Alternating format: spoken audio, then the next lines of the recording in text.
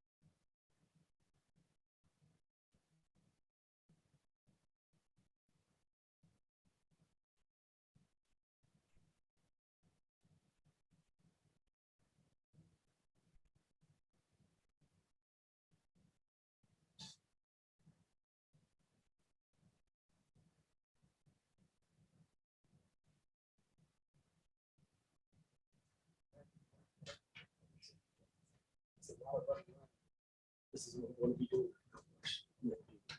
Right here. Yeah.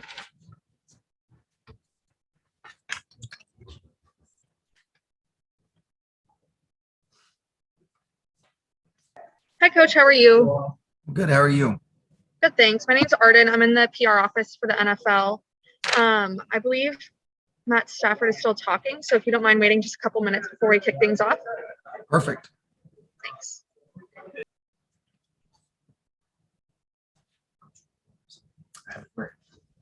Appreciate that.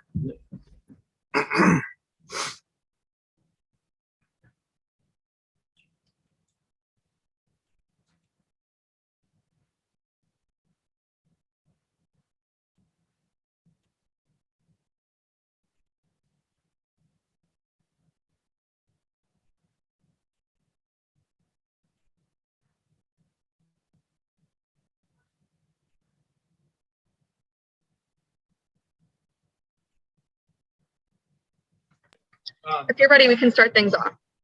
Perfect. Great. We have Martin Rogers from Fox. Okay. Hi, Sean. Good luck this week. Thank you. Sean, I spoke to Jay Glazer earlier today, and he told me about some of the conversations you guys have had about mental health, and obviously he's written a book about it recently. My question for you is, how much over the past couple of years has your understanding of the mental health issues that so many people go through increased, and has that level of understanding actually made you a better coach? There's no question. I would say a lot, and I think there's been a heightened awareness about this just in general with our public.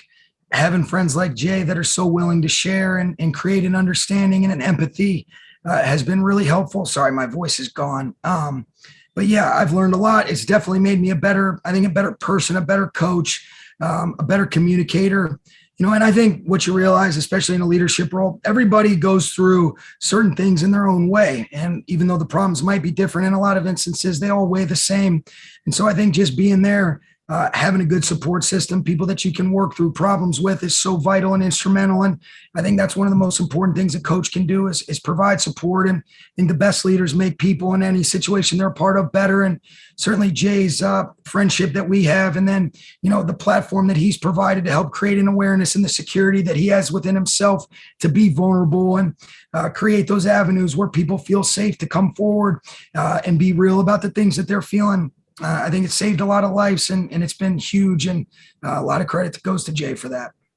Thank you very much, Coach. Great answer. I appreciate it. Thank you. Peter, Daily Mail.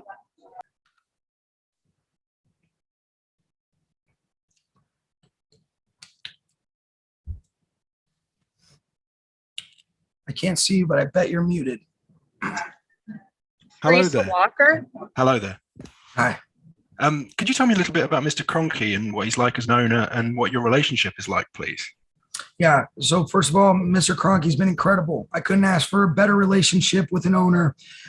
He's been so supportive, and I think most importantly, through some of the adverse times, the consistent belief that he instills, the consistent support that I feel, really, in a lot of ways, he's been a great mentor of mine in terms of I've been able to ask questions, and he's so willing to share. But I couldn't ask for a better situation Guys like him are so special. He's such a great leader. You look at the iconic venue that he built in SoFi, but just the support, the consistency that he operates with, really their family as a whole has been so special. And, love Mr. Kroenke. Brady Henderson, ESPN. Hi, Sean. Thanks for your time. Wondering if you can help us understand what are the principles and of the Vic Fangio defense, and how similar is what you guys have run the last 2 seasons to that? I think Vic would be the best equipped to answer that. He's done such a great job for such a long period of time. I think each system kind of morphs into what are the players and then the coach that's calling it and the philosophy and the vision that they have for it. But I think in a lot of instances, if you're just talking about simple principles, being able to play a lot of split safety looks pre-snap and be able to rotate or morph into different things post-snap, always making the quarterback make decisions after the snap, never really before, creating that conflict and really trying to be able to do a good job of, making sure that you see things as one and just different ways to be able to match certain concepts. Brandon did a great job with us. Raheem's put his own spin on it. But I think that's probably the simplest way that I can articulate it to you, Brady. Thank you. Tino, Spectrum News. Hey there, Coach. I wanted to ask you about your time at Miami. I know you played some college ball there, and that's where you ultimately decided to make the jump to coaching. Foregoing your last year. I spoke to your coach Shane Montgomery, and he really had great things to say about you. But how did that time at Miami and in Ohio really shape you into the coach that you are today? That was great. I think, you become the company you keep, whether it was Coach Montgomery, Coach Hepner when I first got there, a lot of great coaches, a lot of great players, guys that I'm still really close friends with today that a lot of them got into the coaching profession. I think you positively push one another in the right direction. Love my time there. Went through some adversity as far as the injuries, but it gives you a perspective and appreciation for how precious the game is, and also understanding, that's not where all your self-worth lies. Fortunately, I got into coaching, but my time at Miami was so valuable, so beneficial, and it's a special place, but it's because of the special people there, and so many people have made a huge imprint on me and had a huge they just did such a great job of really pouring into me and helping me become the coach and the person that I am today. Yeah, and then how ironic is it? You were born in Dayton, Ohio, right? So obviously the team of Dayton is the Bengals, but how ironic is it that you're going against the Bengals? And I don't know, do you consider yourself an Ohioan in a way? Yeah, I was born in Dayton, Ohio. I was at Kettering Hospital, so my dad and mom and I, we used to go to the UD Flyers games, and my grandpa was actually a coach at Dayton at one point. So definitely, proud of my roots there, and trying to get after the Bengals this week, though, that's for sure. Thank you so much, Sean. Good luck. Thank you. Jordan, The Athletic. Thanks, Sean. Hey, Sean, have you been yelling over the win today in Thousand Oaks? You know what? I don't even know. It's like Gary jinxed me, Jordan. I feel great. I just sound like shit, but I feel good. So that's a good thing. And hopefully we'll get this voice to come back. But it was like yesterday, I was in my office for a minute, and then I went to talk to some of the coaches, and I went to speak, and my voice sounded like this. I'm like, what the hell happened? So I got the honey, I got all the remedies going, and we'll get this voice back. Sean, what can you, how would you describe the way, Eric Yarber coaches? A lot of guys describe him as such a kind of a hands-on guy, and he likes to get the hit pads on and all that. Yeah, hands-on is a great way. Passionate.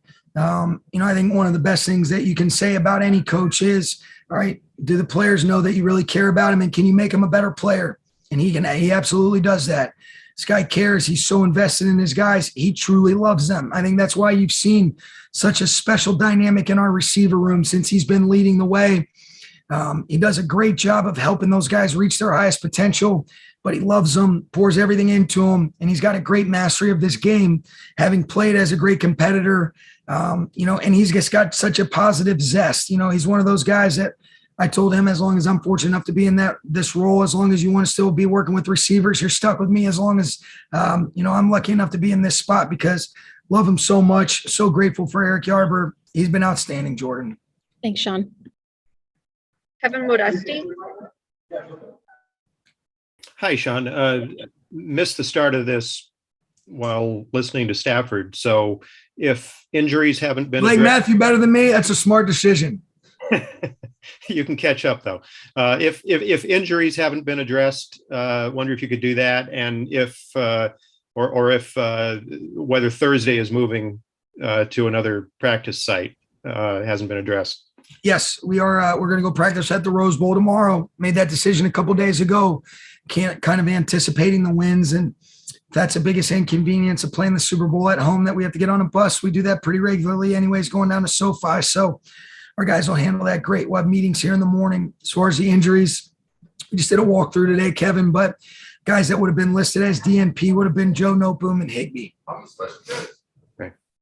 Any change in Higbee's, level of optimism? Just taking it a day at a time, kind of like we had mentioned the other day. Okay, thank you. You're welcome. Gary Klein, LA Times. Gary, you jinxed me, man. I was just calling on history. I could swear back in 2018, the same thing kind of was happening. Hey, listen, you would remember better than me, but my voice, I'm just glad I feel good. I know I sound terrible, but I feel better than what I sound. And so that's a good thing. I never realized how much I talk and how loud and obnoxious I am when I don't have my voice. Well, I wanted to ask you a couple of questions dealing with perfection. Les said this morning that you were the perfect partner for him. So I wanted to know if, what your feelings were, if you agree with that in terms of how you work with Les. And also, staying with that perfect theme, if you think this scenario of being at home, of having Stafford playing so efficiently, having so many of your other guys playing so well here in the postseason, if that's kind of, the perfect scenario for you guys going into a Super Bowl. Yeah, to answer the second part of your question, I think it's great. And I think you can say the same thing about the Bengals. Why you get into a situation like this to play for a world championship is because your best players play like they're capable of, and they play at their best when their best is required. And that's what we've seen. I think those guys, the Bengals have been great in the crunch time moments, and I think our guys have as well in the 3 games that each team has played.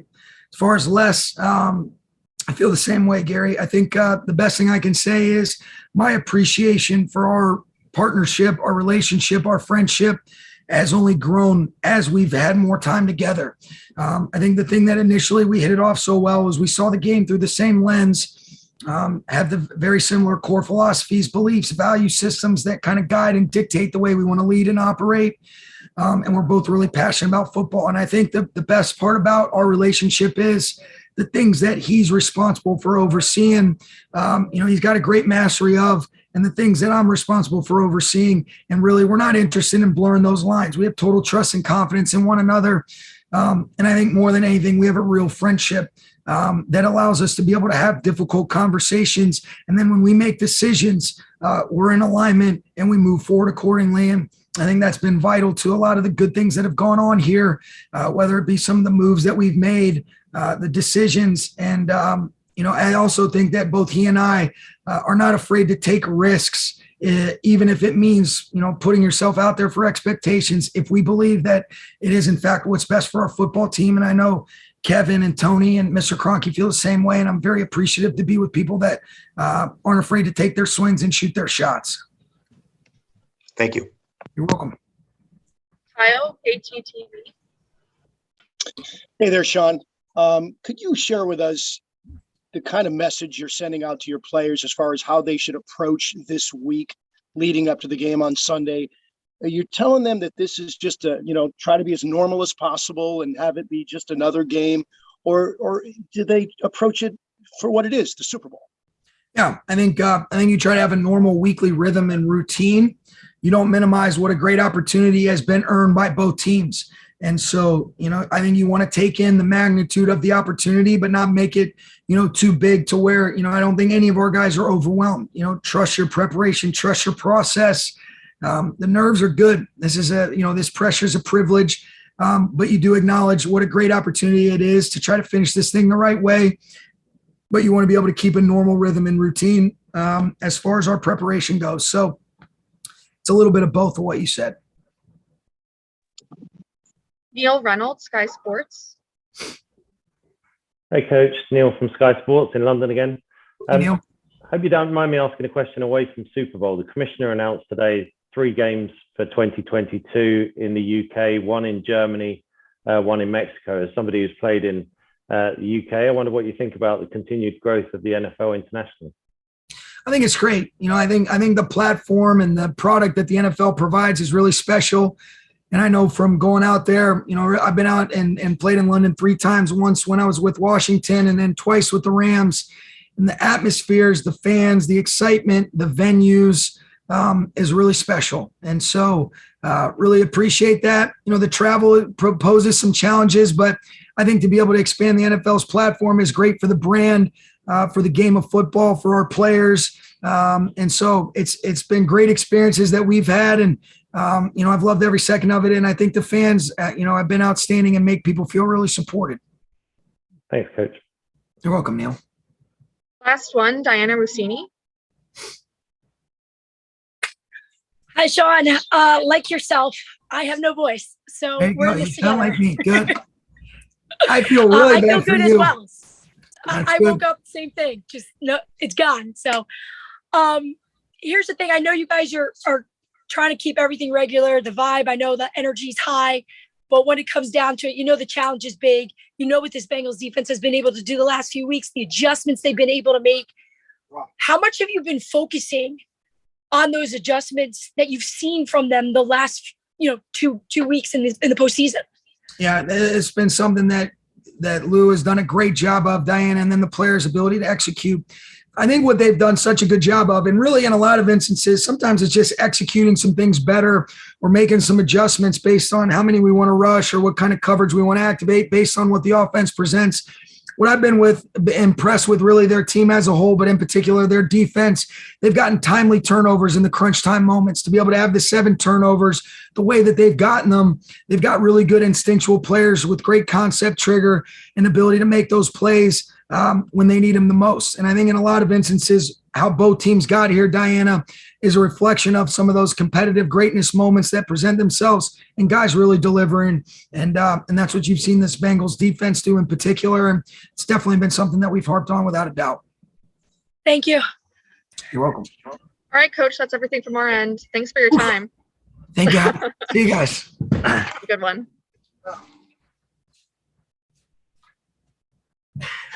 All right, so